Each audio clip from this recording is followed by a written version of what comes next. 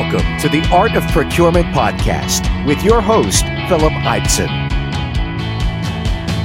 Here, thought leaders share the trends, strategies, and tactics that you can use to elevate the role of procurement and your career. Hi there everybody, I'm Philip Eidson, and I'd really like to thank you for tuning in to listen to another episode of the Art of Procurement. And today's show is actually the first of a two-part series, and it's the first time that I've split my Friday show up into two different episodes. And the reason is that, when I started to sit down and sketch out today's show, I wanted to talk about some of my thoughts on how we can position ourselves to take advantage of what the future of procurement may look like. And then I realised that before I do that, it probably makes sense for me to lay out my hypothesis on what the future of procurement actually is, based on the conversations that I've had to date and combined with my experience across procurement. And I really don't intend to go into the nuts and bolts because I find that there are going to be very specific needs based on individual companies, the goals of individual companies, their goals, their strategies, whatever regulatory pressures they may have, and their level of investment in the procurement function. But what I do intend to do is give some high-level commentary on the direction that I believe that our function is taking. And before I do that, first, let me just say thank you to today's sponsor, Denali.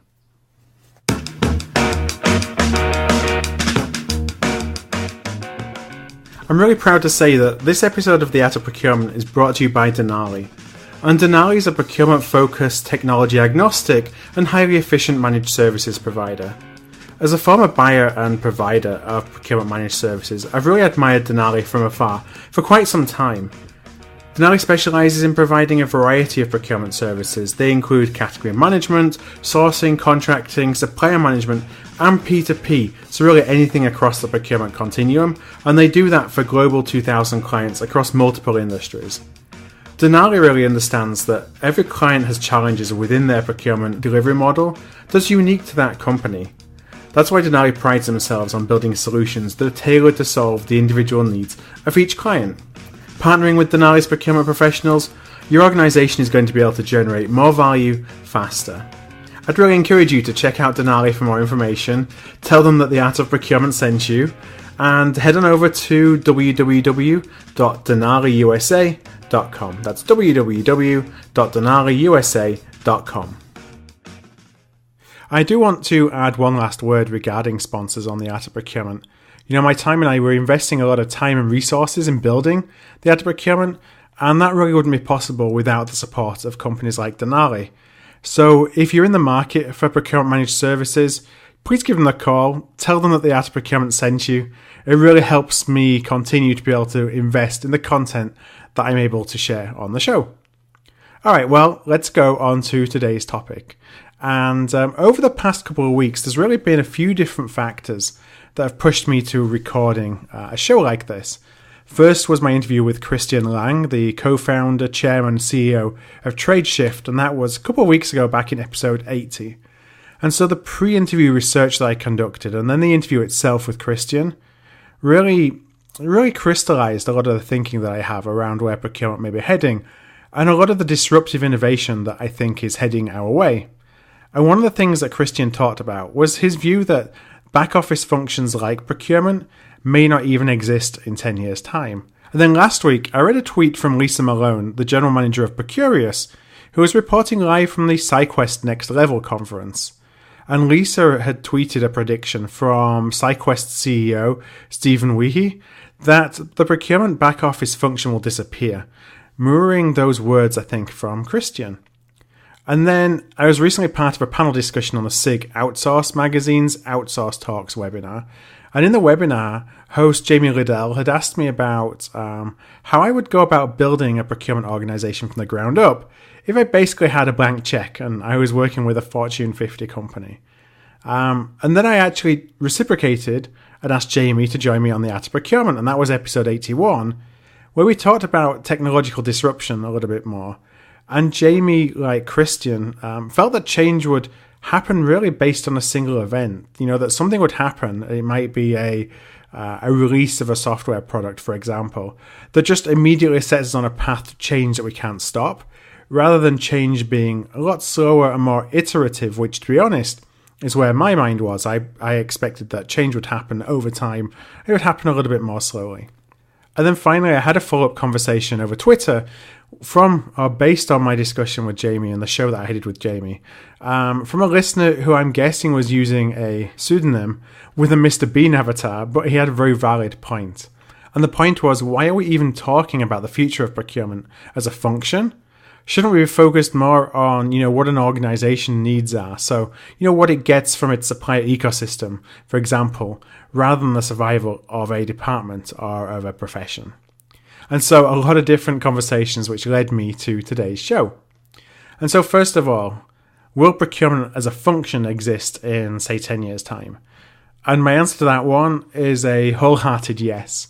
Now, that doesn't mean to say that I don't think that we're in danger. There are technologies that I'm sure are being worked on that will come out of nowhere that ultimately have a big impact on a profession. And likewise, there's a number of ones that we already know are being worked on and that are already out there that I think will have a similarly big impact. But I don't think that the function of procurement is going away completely. And Christian and Steve from TradeShift and from SciQuest, they talked about back office functions no longer existing. And I do believe that a lot of the activities that we do today are going to go away. The tactical, transactional, perhaps even some of what we think about today as being strategic. And it could be that that's what Christian and Steve referenced. But a centralized function that helps organizations maximize the value they get from their suppliers, in my opinion, that will always have a role in any company. What I will do, though, is add a little bit of a caveat that in companies where procurement is seen as nothing other than transactional or tactical, then there is a big risk of procurement disappearing if those companies are not able to move up the value chain. Because in those instances, I see that there'll be a service provider one day who comes along, talks to the CEO, COO, CFO, or even the CIO, and tells them that, the things that procurement are doing for you, which are in the C-suite's mind, tactical and transactional, those can be automated. Why are you investing the money in those people when technology can do the job for them?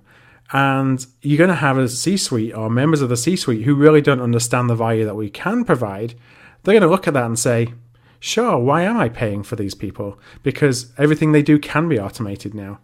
And I think that's a real risk that procurement in those organizations could be gone and the decision will be made outside of our hands.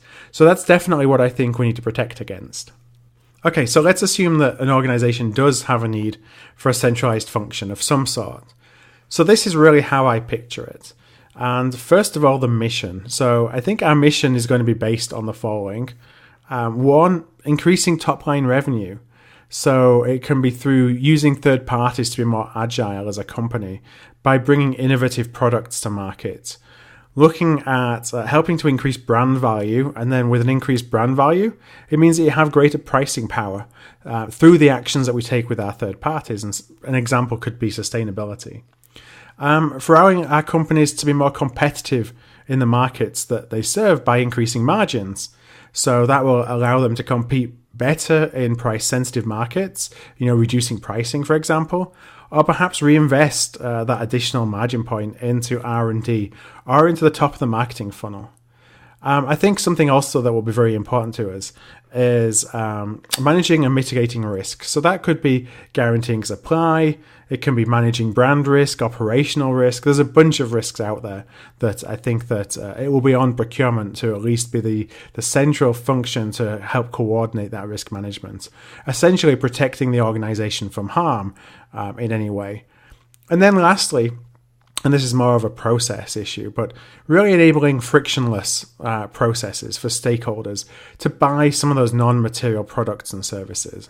When I look at the importance of one of these missions over another, that really is going to be entirely dependent, I think, on the needs of each individual company.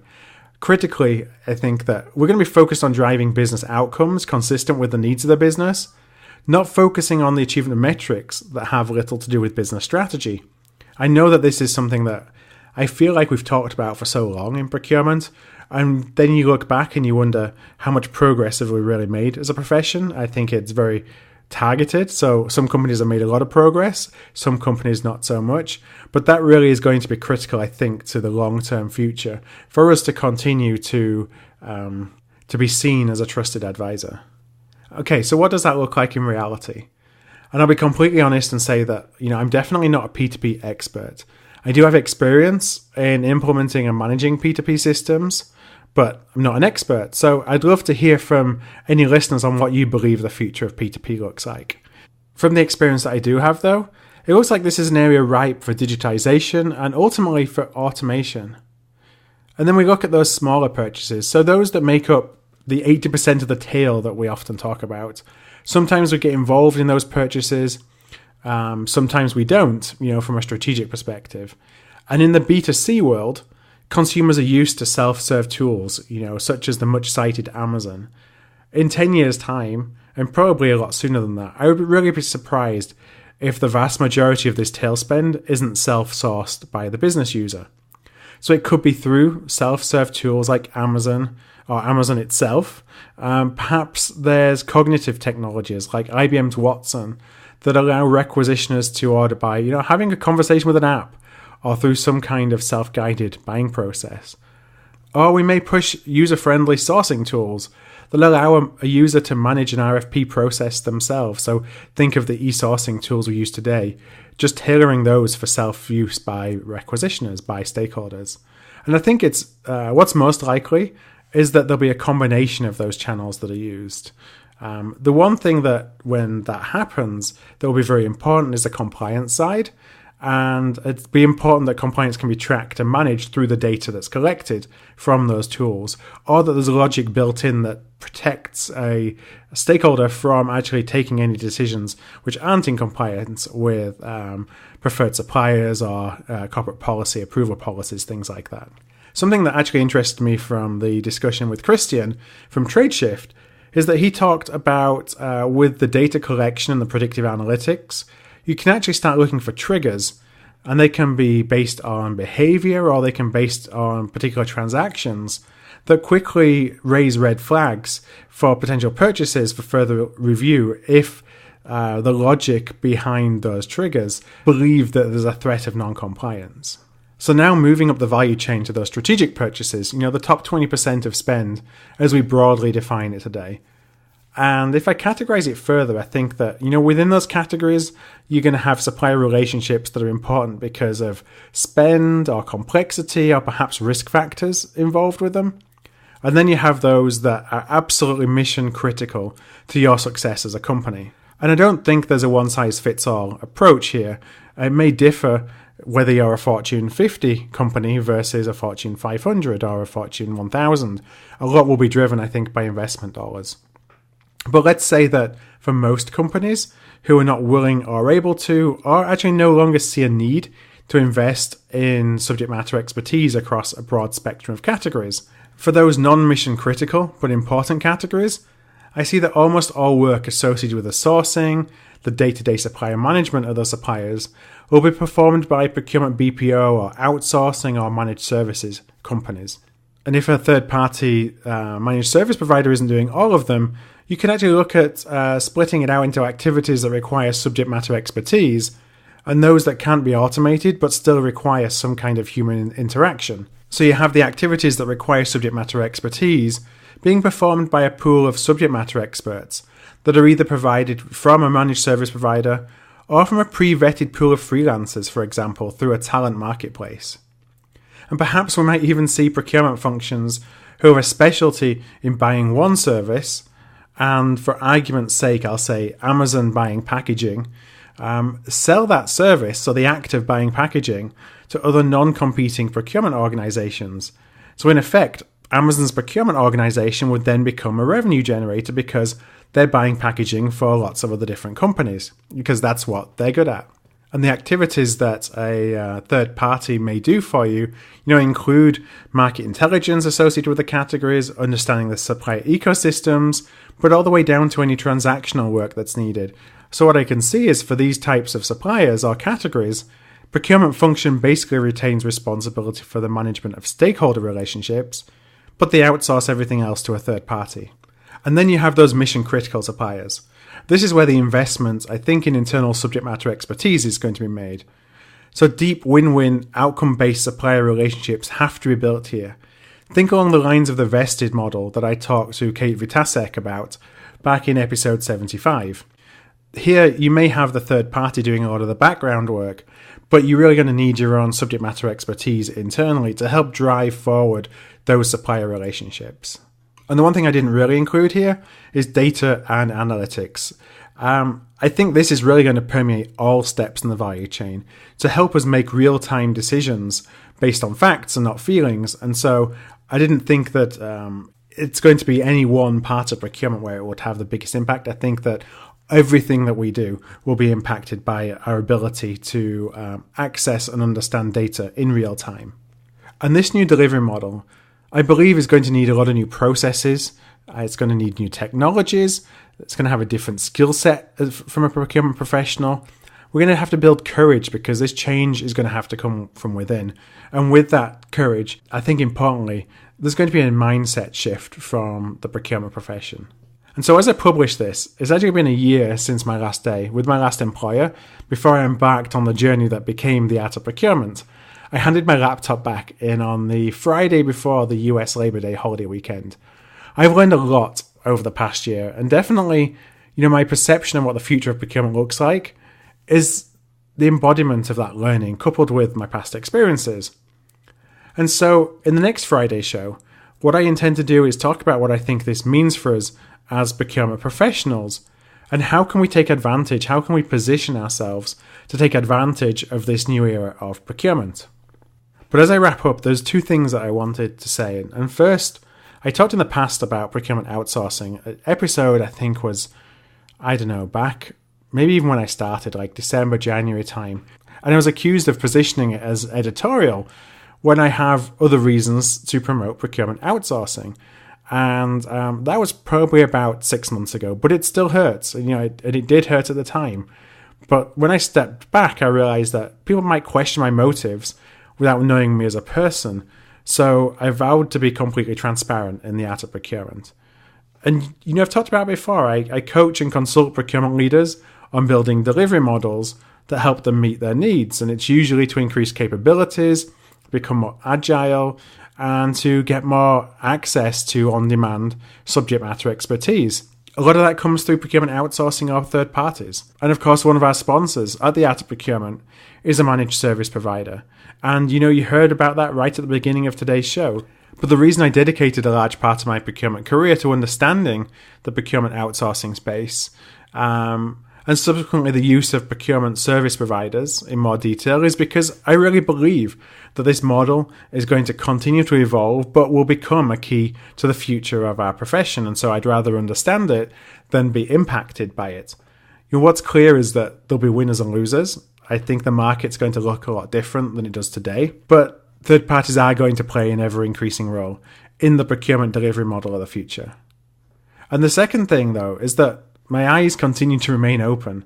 A big part of this show is about learning from each other, and I'd love to hear other points of view. I don't say that to get comments, to drive some kind of artificial engagement. I say it because the Art of Procurement should be a platform for us to learn from each other. So please, do let me know if you agree, disagree, you're somewhere in the middle. I'd really love to hear from you. I will include my contact details on the show notes for today's episode. Those are going to be at artofprocurement.com/nextgen1. That's artofprocurement.com/nextgen1. And I'll be back on Tuesday with another interview show. I'm going to sit down with Amber Christian of Consult Ace to talk about how we can create value for our CFO and our treasurer through proactive cash management. And then next Friday, I'll follow up with part 2 of this series on what we can do as procurement professionals to position ourselves to be successful as our function continues to evolve. So until then, I hope you have a great weekend, and I will be back with you next week. Thank you for listening to another episode of The Art of Procurement. To find an archive of all past episodes, you can go to artofprocurement.com/episodes. And to ensure you never miss another show, go to artofprocurement.com/subscribe.